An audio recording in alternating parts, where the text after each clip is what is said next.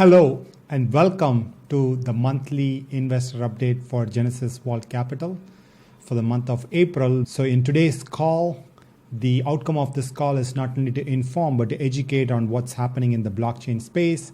We're going to talk about the state of the market. So let's get started. The state of the market, where are we right now? So we're going to cover a little bit of different aspects in here. One is that regulations are being formed. There is so much talk about regulations for a while, and now Janet Yellen came out and said that Bitcoin's technology is transformative. And this is the same Janet Yellen which in January of last year was talking about how Bitcoin is used for fraud and other illicit financial activities. So you could see over and over again, people initially resist the idea, and then once they have a deeper understanding of it, then they become converts. We're going to see more and more of that happening over the next few years. We're going to do a little bit of deep dive into Ethereum Merge. You might have heard about Ethereum Merge that's happening. Want to make sure we define the terminology, what's happening and why it's exciting. It's switching over from mining, which is proof of work, to proof of stake. It's on track for this year. And then Ethereum 2.0 as a whole was supposed to launch in December, but it got delayed. It's going to get pushed over to next year, and we will see more details about that. And lastly, we'll also cover some lessons from NFT Miami and the Bitcoin conference. Earlier this month, I was in Miami visiting these events and want to give an update on that. So Ethereum 2.0, what is it? Is it a new Ethereum? Why are they calling it Ethereum 2.0?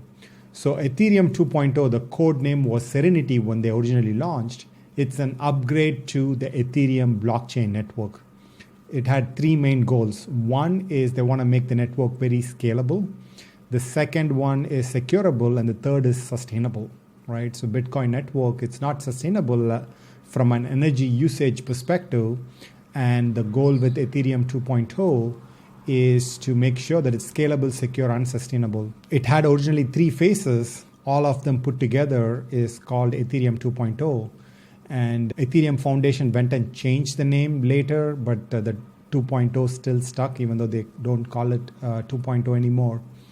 There are three phases for the launch of Ethereum 2. The first one is the launch of the beacon chain. So the beacon chain is a new chain which is specifically for proof of staking. And unlike a fork, like you might have heard of a fork is one chain splitting into two. And people have done it before as Bitcoin forked and became Bitcoin Gold and Bitcoin SP and a bunch of other Bitcoin variants. So similarly, this is the reverse process of that. So you have the Ethereum main chain, which is one network, which is currently operational. And then there is a new one called Beacon Chain that has been operational from December of 2020. And then these two chains will eventually merge and become one. That's why it's called Merge. That's what's happening in phase 2 later this year. It was supposed to be June. Now it might be July or August. The merge is going to happen. That's phase 2. And phase 3 is shard chains. And the original plan was to have them in reverse, have shard chains first and then do the merge. But now they have reprioritized it as with the evidence of other layer 2s that have been launching recently. So that is Ethereum 2.0. And what does it mean for the project, right? Merge is just one step in the process.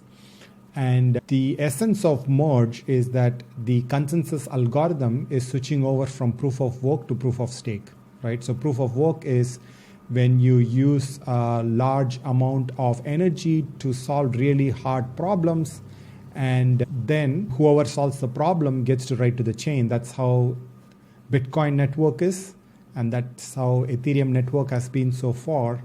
It is proof of work. Proof of work, the network is secured by the computational power, whereas proof of stake, the network is secured not by computational power, but by interesting gaming mechanics.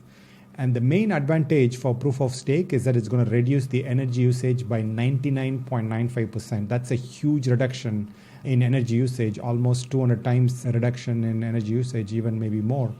So to give a comparison, the Ethereum network consumes about 110 terawatt hour per year of power, right? So that is what the Ethereum network currently consumes. To just give a comparison, the entire country of Scotland consumes about 45 terawatt hour per year of energy. So it is a substantial energy usage. And after the merge, the energy is going to drop to 0.05 terawatt hour per year, right? So that's a huge reduction.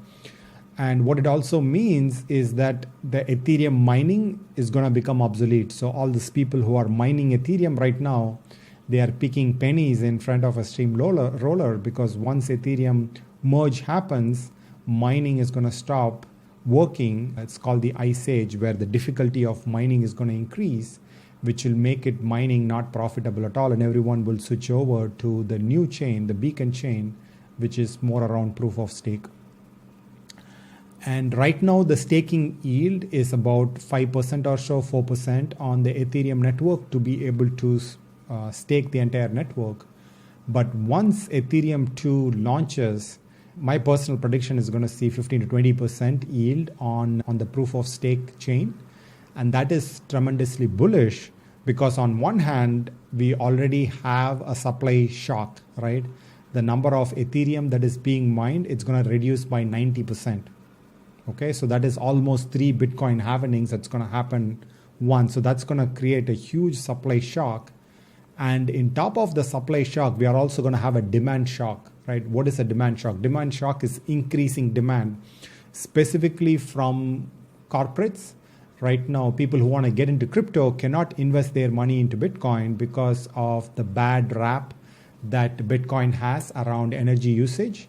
So even if Coca-Cola wants to get into crypto and buy Bitcoin, they cannot. However, once Ethereum 2.0 goes in, then all the energy concerns will be addressed because it's going to be super efficient. And number two, it's a productive asset, right? Unlike Bitcoin, which is a store of value, Ethereum is a productive asset. And we think that over the next 3 years or so, we'll probably see about 25 to 30K Bitcoin because of those two factors coming into at the same time, the supply shock and the demand shock. So that is a little bit about Ethereum 2 and what's happening with Merge. Next, we're going to talk about lessons from the NFT Miami week. So NFT Miami week was earlier this month, and mostly it was panels with speakers. There was not much prepared talk. People just get together and there is a moderator asking questions from the panelists. And one observation is that there were many people at the conference who had never touched crypto before, but now they are playing around with NFTs, right? People don't even know that they are using crypto, but they are using it through NFTs. So NFTs is bringing new way of people who have never touched crypto before. Most of the projects, I would say, maybe except the 3 projects which we saw at the event, most of them are focused on art and PFP, like profile pictures. Art is an interesting use case. The technology behind NFTs have so much more potential beyond just using for art. And it's still scratching the surface in terms of the technological potential of NFTs. Projects with communities succeed. This is another big lesson that I think coming out of the conference. Most brands can know how to build an audience, whereas building a community, it's a different story. And the brands that can build communities will gonna have a huge advantage over other brands. For example, Adidas did a launch of an NFT collection in partnership with Bored Ape, and they generated close to $27 million in revenue. And they didn't have to sell a single shoe, right?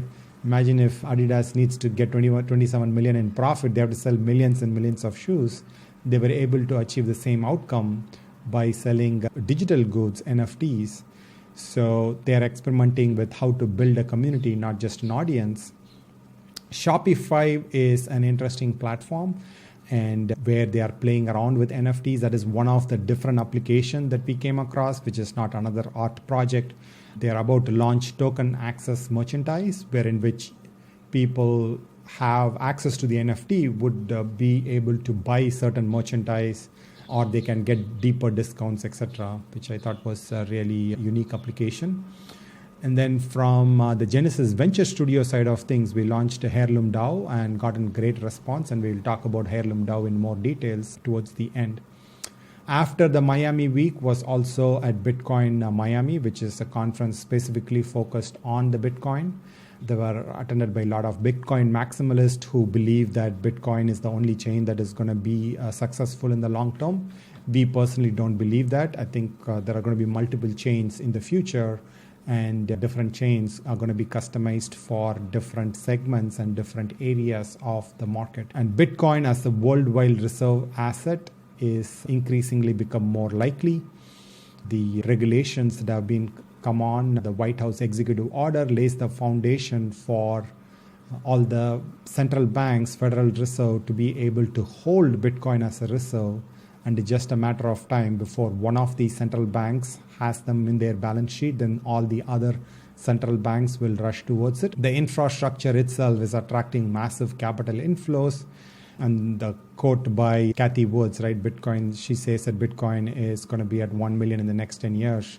We also believe that based on our modeling, we probably are going to see roughly about 1.2 million Bitcoin in the next 10 years. And that is the lessons learned from Bitcoin Miami. We're always looking for feedback on how we can improve. As you could see, the content that we cover in the monthly updates has been evolving based on your feedback. So please let us know of feedback that you have, anything that you find helpful, or things that you would like to see more of here, to not only to educate and inform, but also to provide more insights into the market. Thank you, and have a super fantastic rest of April.